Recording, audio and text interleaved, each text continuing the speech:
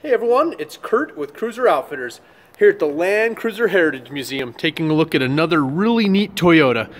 This specimen here is quite rare, extremely rare in fact. And this is a BJT. This is actually a predecessor to the Land Cruiser as we know it. This model was produced in 1953. It's one of under 300 made.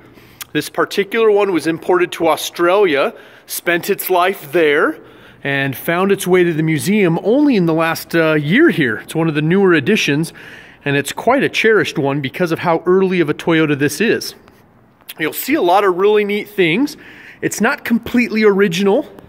There are a couple things like the turn signals that have been added along the way, but you'll see a lot of striking similarities to Land Cruisers as we know an early 60s or late 60s FJ40, or of course a lot of 25 stuff. However, you'll also see a lot of similarities to other vehicles of the time, such as kind of an early military power wagon front end with the headlight surrounds, which it shares with kind of its older brother, which is the Q series truck. So this is a really neat FQ15. It's a 1962. We'll cover that one in a different day, but back to the BJT. So a little more of an early Willys inspiration. It's no secret that Toyota was looking at all kinds of vehicles on the market at that time and developing their own vehicle based on a lot of criteria from others. It is a 6-lug pattern, has the narrower leaf springs and the Jeep style shackle, a cool pintle hitch. It is a fixed rear back, so no fold down tailgate or half doors. Kind of an interesting bed configuration. This one is right-hand drive.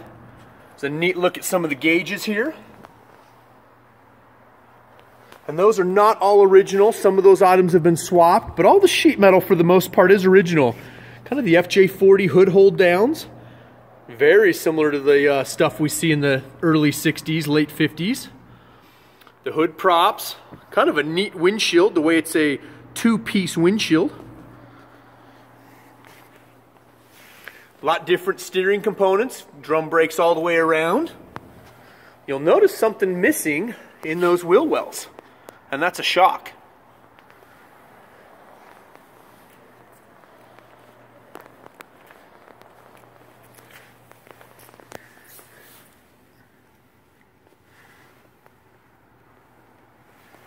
Got some other neat detail shots. So there we are. I hope you've enjoyed learning a little bit about the Toyota BJT.